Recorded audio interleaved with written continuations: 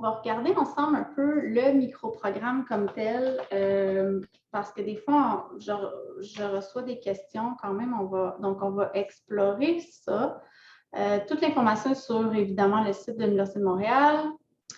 Donc, on voit que c'est un microprogramme de la Faculté de médecine, département de psychiatrie et addictologie, donc santé mentale et dépendance, synonyme de ça, et qui est un microprogramme de premier cycle de 10 crédits sur un an à temps partiel qui se donne souvent la fin de semaine et qui est accessible en ligne et aussi en présentiel, tout dépendant là, de comment ça se passe au niveau du contexte actuel. Donc, on a une présentation générale du cours, des objectifs et le responsable de programme, si on clique sur son courriel, on voit son courriel U-Montréal si on veut communiquer avec le responsable.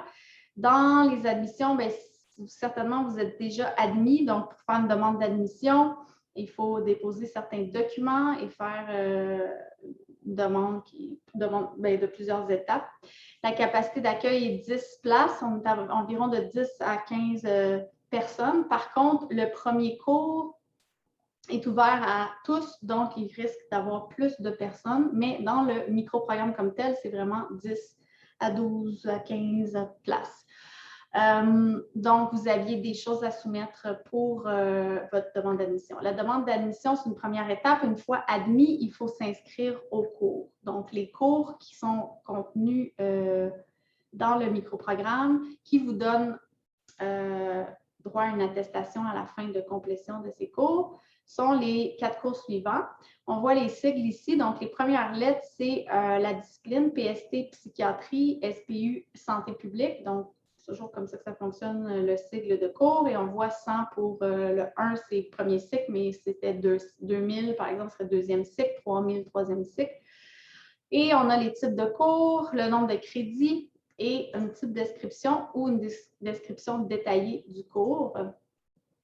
Donc, le premier cours de fondement, c'est vraiment rétablissement et santé globale, qui est ouvert à tous, aux étudiants libres, aux étudiants d'autres programmes. Donc, ça se peut qu'il y ait toutes sortes de personnes, mais qui ont tous un dénominateur commun, qui est d'avoir un trouble de santé mentale ou d'être touché par cette réalité-là. Ça peut être des proches de personnes ou ça peut être carrément des professionnels travaillant dans le domaine qui se sentent interpellés par cette thématique-là ou par la pérédance. Par la suite, vous avez un cours qui se donne à différentes sessions, là, mais qui est un cours d'une autre faculté, là, de la Faculté d'éducation permanente, qui est système de santé, santé publique, qui est un cours plus général sur la santé, le réseau de la santé en général, les services sociaux, la santé publique, donc plus un cours général qui se donne avec aussi d'autres étudiants de d'autres programmes. Vous avez cours qui est propre au programme, vraiment aux gens admis dans le microprogramme, c'est vraiment éthique du rétablissement et de la pérédance, et le stage, qui est un stage d'observation participative, qui conclut le microprogramme, pour lequel ça nous donne 10 crédits et une attestation. Au niveau des coûts, bien évidemment, c'est chaque cours a un coût. Vous pouvez voir tous les détails dans le centre étudiant. Vous avez potentiellement peut-être accès à de l'aide financière. Il faut voir selon les situations. Je vais en parler dans une autre vidéo, capsule. Et au niveau des perspectives d'avenir, bien évidemment, les gens qui font ça souvent désirent devenir parents aidants, mais peuvent aussi être intéressés à travailler en recherche ou en enseignement ou comment dire, au niveau du développement de la science qui est la pérédance. Donc, ça, c'est les débouchés possibles.